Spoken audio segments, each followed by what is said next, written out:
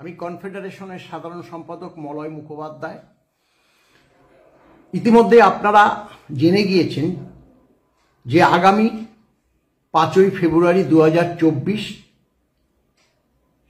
DA মামলাটি মাননীয় justice বিচারপতি ঋষিকেশ রায় এবং বিচারপতি জাস্টিস প্রশান্ত কুমার মিত্র মহাশয়ের বেঞ্চে 60 নম্বর সিরিয়ালে 6 নম্বর রুমে অনুষ্ঠিত হতে চলেছে এবং তা আমরা আমাদের পেজে এবং বিভিন্ন হোয়াটসঅ্যাপ মেসেঞ্জারে কর্মচারীদের কাছে প্রেরণও করেছি। সেই প্রেক্ষিত সাধারণ কর্মচারীদের যে মন্তব্য সেগুলো আমরা সবই লক্ষ্য করেছি। আমরাও তো কর্মচারী, আপনাদের মনের মধ্যে যে সংশয় উপস্থিত হয়েছে আমরা তার ব্যতিক্রম নয়। গত 3রা নভেম্বর 2023 ঠিক এই 60 নম্বর সিরিয়ালে মামলাটি উঠেছিল 6 নম্বর রুমে। সেখানে মাননীয় জাস্টিস ঋষিকেশ রায় এবং মাননীয় জাস্টিস সঞ্জয় কারোলের বেঞ্চে উঠেছিল। আমরা লক্ষ্য করছি যে এবার বিচারপতি, দ্বিতীয় যে বিচারপতি মাননীয় প্রশান্ত কুমার মিশ্র মহাশয় উপস্থিত থাকবেন।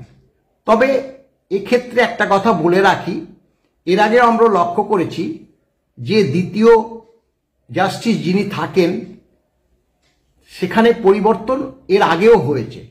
মাননীয় জাস্টিস পঙ্কজ মিতাল, মাননীয় জাস্টিস সঞ্জয় কুমার, এই নামগুলো আমরা লক্ষ্য করেছি। তাতে যে খুব একটা অসুবিধা হয় তা কিন্তু নয়, কারণ বহু মামলাই রিলিজ হয়েছে। হ্যাঁ, এখন প্রশ্ন হচ্ছে যেহেতু গতদিন 60 নম্বর সিরিয়ালে থাকার প্রেক্ষিত একটা 16-17 মিনিটে মামলাটি মামলাটি উঠে যাওয়ার পরও মামলাটি বিচারকদ্বয় শোনেননি।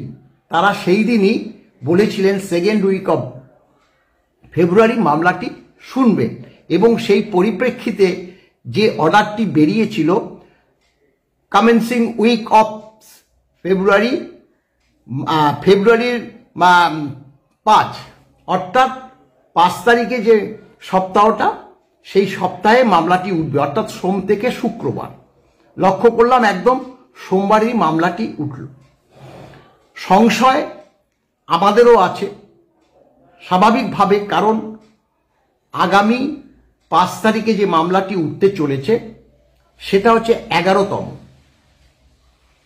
আপনারা সকলেই জানেন মাননীয় মুখ্যমন্ত্রী বিধানসভায় দাঁড়িয়ে বলছেন যে ডিএ দেওয়া হবে না, ডিএ বাধ্যতামূলক নয়, ডিএ ঐচ্ছিক, কিন্তু তারা মামলা লড়ছে। এখন আমরা তো সাধারণ, সাহিত্য সম্রাট বঙ্কিমচন্দ্র চট্টোপাধ্যায়ের যে বঙ্গদেশের কৃষক যে নিবন্ধটি তিনি লিখেছিলেন সেখানে তিনি বলেছিলেন আদালত হচ্ছে পয়সাওয়ালা মানুষের পয়সা খরচ করে তামাশা দেখার একটা জায়গা।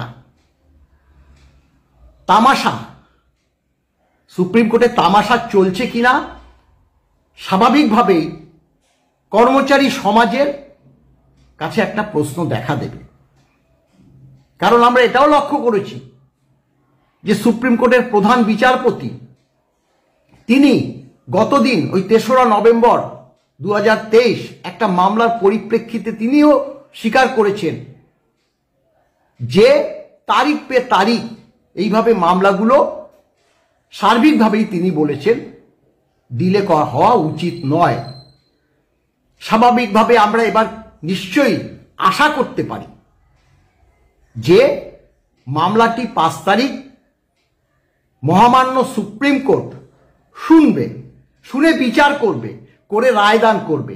যে রায় হোক না কেন আমরা তা মাথা পেতে নেব, কিন্তু তাদের তো বোঝা উচিত আমরা সাধারণ কর্মচারী, অধিকাংশ অবসর নিয়েছে এই মামলার প্রেক্ষিত। আমরা তাদের কাছে হাত পেতে পেতে টাকা জোগাড় করে এই মামলা লড়ছি। আমরা সাধারণ মানুষ, আমরা পয়সাওয়ালা নই, পয়সা হচ্ছে সরকার। এক একটা মামলাতে কত খরচ হয়।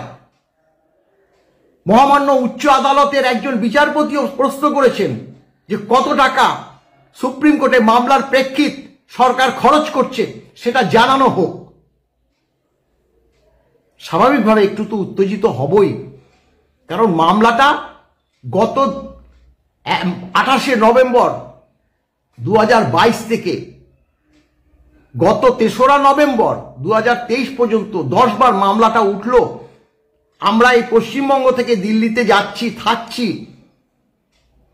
আমাদের যে কতটা খরচ হতে পারে সেটা স্বাভাবিক নিয়মে দেশের সর্বোচ্চ আদালতের কিন্তু বিচার করে দেখা উচিত। তাই আমরা আবারও আপনাদের মতো আশা রাখছি যে এবার 5ই ফেব্রুয়ারি 2024 মামলাটা মহামান্য উচ্চ আদালতের জাজদ্বয় শুনবে। নমস্কার।